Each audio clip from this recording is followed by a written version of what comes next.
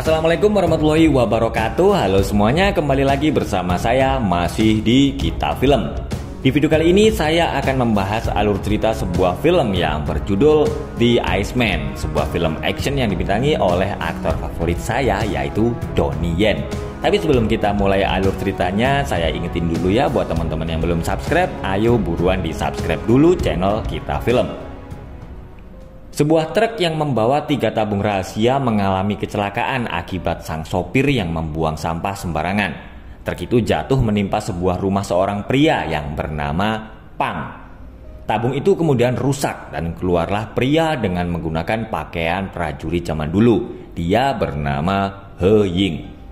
Setelah melakukan beberapa pemanasan, He Ying kemudian buang air kecil tapi besar. Dia terlihat seperti orang yang kebingungan saat melihat banyak mobil di jalan raya. He Ying mengeluarkan sebuah benda dan film pun kembali ke tahun 1621. Ternyata benda yang dalam bahasa Sanskerta bernama lingga adalah alat untuk mengaktifkan roda waktu emas, yaitu sebuah alat yang bisa menghubungkan masa lalu dan masa depan. Biksu Sakti berkata kalau roda emas hanya bisa digunakan 3 kali dan setelah itu dia akan hancur. Biksu Sakti meminta agar He Ying menyerahkan benda itu ke Kaisar Ming agar bisa dimanfaatkan dengan baik. He Ying sedang berada di Lan Kwai Fong, kota dengan kehidupan malam paling populer di Hong Kong. Seperti orang yang sedang kelaparan, He Ying menghabiskan 11 mangkok mie ayam. Dia lalu menghajar 2 orang yang menggunakan topeng kuda dan sapi. Padahal kedua orang itu hanya ingin memesan mie ayam. Dan semua orang langsung heran saat He Ying berhasil menangkap panah cinta dengan mulutnya. Seorang perempuan yang bernama Xiao Mei kemudian mendekati He Ying. Sementara itu, selain He Ying ternyata ada 2 pria lagi yang keluar dari tabung. Mereka adalah Shao dan Niehu. Mereka berdua terlibat perkelahian dengan polisi dan gangster. Xiao Mei yang sedang mabuk sedang bersama He Ying. Setelah bertanya ke orang-orang, He Ying akhirnya sadar kalau dia sedang berada di tahun 2013 dan telah tertidur selama 400 tahun. Keesokan harinya, He Ying tiba-tiba menghajar teman Xiao Mei yang bernama Slender yang mirip dengan seseorang di masa lalu. Perbatasan India-Cina di tahun 1621. Pasukan Kaisar Ming sedang mengepung He Ying yang dituduh telah bersekongkol dengan perampok Jepang. Shao dan Niehu merasa kecewa dengan He Ying yang sudah mereka anggap sebagai kakak mereka. Melihat anak buahnya sedang dalam bahaya, He Ying akhirnya menyerahkan diri dan rela dicopot dari jabatannya sebagai seorang jenderal. Dan ternyata orang yang telah memfitnahnya itu mirip dengan Slender. Selain mencopot pangkatnya, Kaisar juga memerintahkan agar semua keluarga dan kerabat He Ying dihukum mati. Mendengar itu, He Ying lalu marah dan bertarung melawan pasukan kerajaan. Salju tiba-tiba longsor. Melihat He Ying akan kabur, Shao dan Niehu kemudian segera mengejarnya dan mereka bertiga akhirnya terkubur longsoran salju.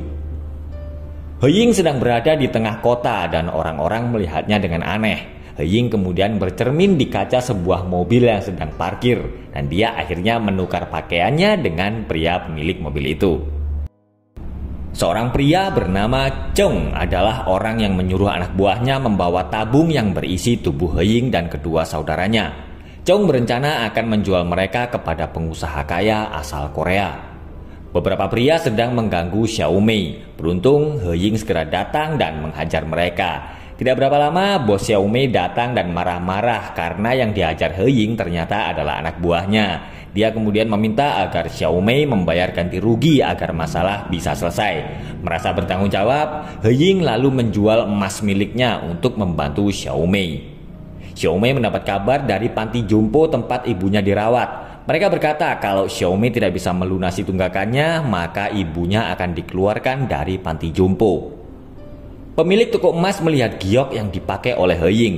Dia berkata kalau tokonya tidak akan mampu membeli giok itu karena harganya kurang lebih senilai 10 juta dolar. Pemilik toko emas lalu bengong saat He Ying berkata kalau giok itu adalah pemberian dari almarhum Kaisar Ming. Melihat He Ying memiliki benda-benda yang sangat berharga, Xiao Mei lalu mengajak He Ying untuk tinggal di rumahnya.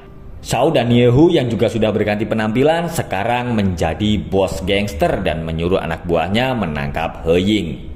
He Ying tinggal di rumah Xiaomei ternyata tidak gratis, tapi dia harus membayar sewa kepada Xiaomei. Slender meminta agar Xiaomei tidak memanfaatkan He Ying, tapi Xiaomei tidak mau mendengar saran Slender dan menyuruhnya untuk menginap dan mengawasi He Ying. Xiaomei dan Slender ketakutan saat mereka membaca artikel tentang He Ying. Di artikel itu ditulis kalau He Ying adalah pengkhianat dan orang paling berbahaya di masa dinasti Ming. He Ying teringat saat dia dan kedua saudaranya diundang oleh pejabat istana yang bernama Tuan Du. Tuan Du berkata kalau ada mata-mata di pasukan mereka yang telah menjual informasi kepada perampok Jepang. Si gendut kemudian datang dan melaporkan kalau uang dan makanan yang dipesan He Ying untuk penduduk di desa Taoyuan akan dikirim besok. Desa Taoyuan adalah desa tempat He Ying berasal. Dan malamnya 76 anggota keluarga Du telah dibunuh dan He Ying menjadi tersangka. Xiaomei dan He Ying sedang di panti jompo untuk membayar tunggakan. Melihat Xiaomei yang sangat menyayangi ibunya, He Ying lalu teringat dengan ibunya yang tidak bisa melihat karena setiap malam merajut baju untuknya. Dengan menggunakan kekuatan kungfunya, He Ying berhasil membuat ibu Xiaomei bisa berbicara lagi. Zhong sedang bersama Pang. Dia memberi sejumlah uang dan berkata agar Pang tidak memberitahu siapapun tentang kejadian malam itu. He Ying menanam bibit bunga datura pemberian dari Biksu Sakti. Dia lalu bercerita kalau Biksu Sakti memberitahunya kalau dia harus mengalami 7 kemalangan. Dan jika bibit bunga datura itu tumbuh, maka akan terjadi sebuah keajaiban. Kepolisian Hong Kong sedang mencoba sistem keamanan baru mereka. Dan ternyata Zheng adalah seorang wakil komisaris polisi. Dia memerintahkan anak buahnya untuk mencari He Ying dan yang lain.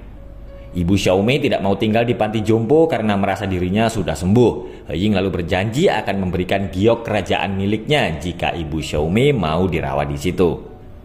Zhong sedang bersama Profesor Wong untuk menanyakan tentang Dewa Siwa dan roda waktu emas. Profesor Wong berkata kalau roda waktu emas harus diaktifkan dengan lingga. Setelah memasukkan bola golf dengan sekali pukulan, Zheng mendapat kabar kalau polisi telah berhasil menemukan He Ying yang saat itu sedang menemui Pang. Para polisi dan pasukan khusus mengepung rumah Pang, tapi He Ying bisa mendengar pembicaraan Pang yang sedang menelpon polisi.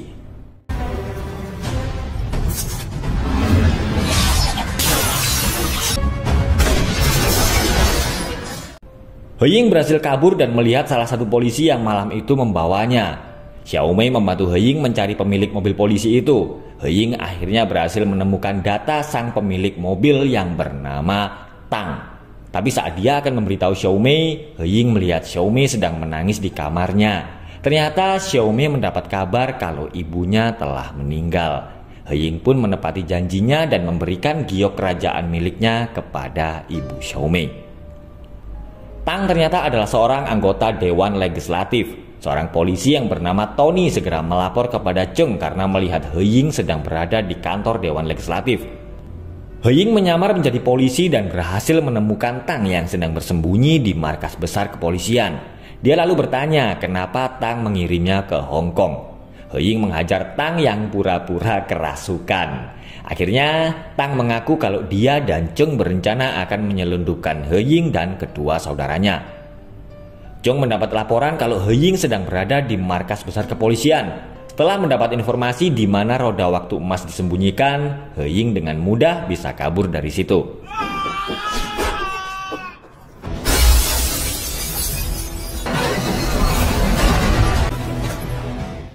Shao dan Niehu sedang berada di Lan Kwai Fong untuk mencari He Ying. Xiaomei yang sedang berada di situ tidak bisa mengelak lagi karena Shao melihat foto He Ying di ponselnya. Dan tidak berapa lama, He Ying lalu datang dan bertarung melawan Shao.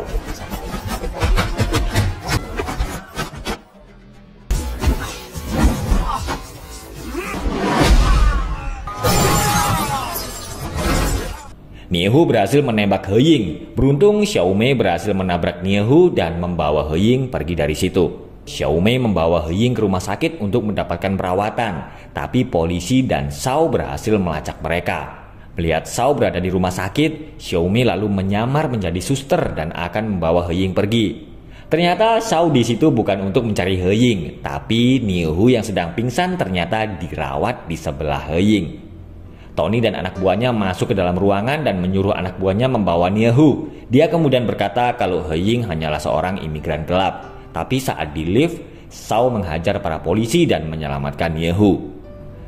He Ying teringat dengan perkataan biksu sakti. Biksu itu berkata kalau Kaisar Ming harus memasukkan lingga dan membaca mantra rahasia untuk mengaktifkan roda waktu emas. Dan hanya He Ying yang tahu mantra rahasia itu. He Ying sudah sadar dan melihat Tony sedang membawa lingga. Dia dan Xiao Mei kemudian segera mengejar Tony. Tapi di tengah jalan, Tony memberikan lingga kepada tangan kanan Zheng yang bernama Bruce. Bruce menembak ban mobil di sebelahnya agar terjadi kemacetan. He Ying lalu menunggangi seekor kuda dan mengejar Bruce. Sementara itu, Shao dan Nie-hu berhasil menemukan senjata mereka dan bertarung melawan He Ying.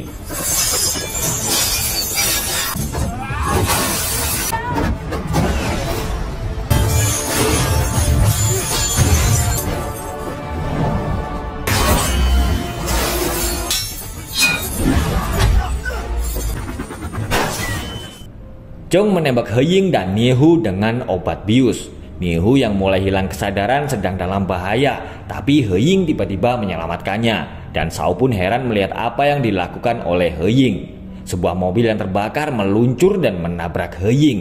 Shao pun segera melompat untuk menyelamatkan He Ying.